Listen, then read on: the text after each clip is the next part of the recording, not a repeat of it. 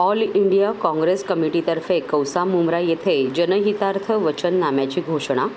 भारतीय राष्ट्रीय काँग्रेसचे नेता श्री राहुल गांधी यांच्यातर्फे लोकसभा निवडणुकीसाठी जनहितार्थ वचननाम्याची घोषणा केली आहे।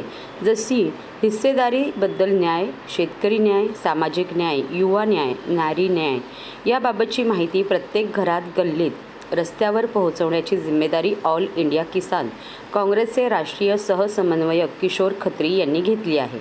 त्याबद्दलची माहिती देणाऱ्या वचननाम्याच्या पत्रकाचे उद्घाटन गुरुवारी संध्याकाळी 6:30 वाजता मिराज मंजिल बंगलो, गुलाब पार्क, कौसा मुंब्रा येथे जिल्हा काँग्रेसचे कार्यकारी अध्यक्ष नईम खान यांच्या मार्गदर्शनाखाली आणि किशोर खत्री यांच्या हस्ते करण्यात आले।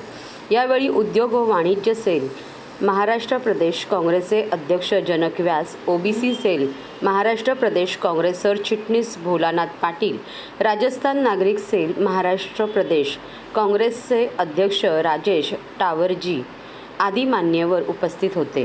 पूर्ण तयारी ऑलरेडी 2 वर्षापासून चालू होती। आम्ही वाट बघत होतो कधी इलेक्शन डिक्लेअर होते आणि कधी आम्ही आमच्या कामाला लागतोय।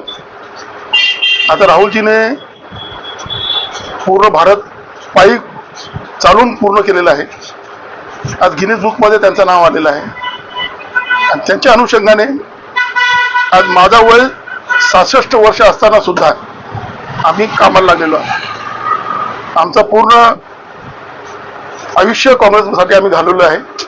ह्याच्या पुढेही करणार आणि 24ची सत्ता आमच्या हातात कशी येते हे आम्ही सांगण्यापेक्षा पब्लिक सांगणार की आमचे 14च्या अगोदरचे वाईट दिन चांगले होते का आता आजचे दिन आहे ते चांगले।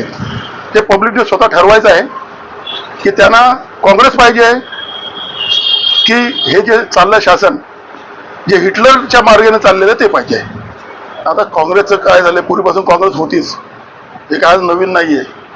पण ठराविक लोकांना असं वाटलं की 14च्या नंतर आपल्याला स्वातंत्र्य भेटलं, 14च्या नंतर आम्ही सर्व जागे झालो, पैदा झालो, तर हे जे आता कंपन्या इश्यू विकतायत तर कोणाचे केलेलं विकतायत ते यांनी स्वतःहून 10 वर्षात काय केलं, एखादा कार्य केलं त्यांनी दाखवावं।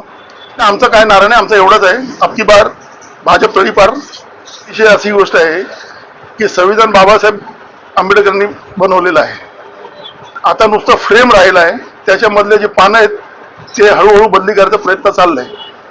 ह्यांना मनुस्मृती आणायची आहे, पण लोकांना हे माहित नाही की मनुस्मृती म्हणजे काय, तिथे स्त्रियांचे काय हाल होते, पुरुष काय करायचे, त्यांना स्वतः कपडे नेसण्यासाठी सुद्धा त्यांना टॅक्स द्यावा लागत होता। आता संभाजी महाराजांचा इश्यू तुम्हाला माहिती आहे। आता ह्यांनी ठरवायला पाहिजे की तुम्हाला मनुस्मृती पाहिजे का तुम्हाला आपलं जे संविधान आहे बाबासाहेबांनी केलेलं प्रत्येकाला न्याय मिळण्यासाठी, शिक्षण मिळण्यासाठी, रोजगार मिळण्यासाठी, आर्थिक दृष्टिकोनातून का हे संविधान पाहिजे। बेरोजगारासाठी आम्ही राहुलजीने आता पहिलं सांगितलेलं आहे की प्रत्येक ग्रॅज्युएटला 1 लाख रुपये वार्षिक अनुदान दिलं जाईल। 30 लाख नोकऱ्या आम्ही वार्षिक देऊ। आम्ही काय 2 कोटी वगैरे कमिटमेंट करत नाहीये। दुसरी गोष्ट आहे की महिलांसाठी स्पेशल मंत्रालय बनवण्याचं चाललंय की त्याच्यामध्ये जराही कुठल्या महिलाला आर्थिक, सामाजिक किंवा फालतू लोकांचा त्रास झाला तर त्वरित त्याच्यावर 24 तास कारवाई करण्यात येईल।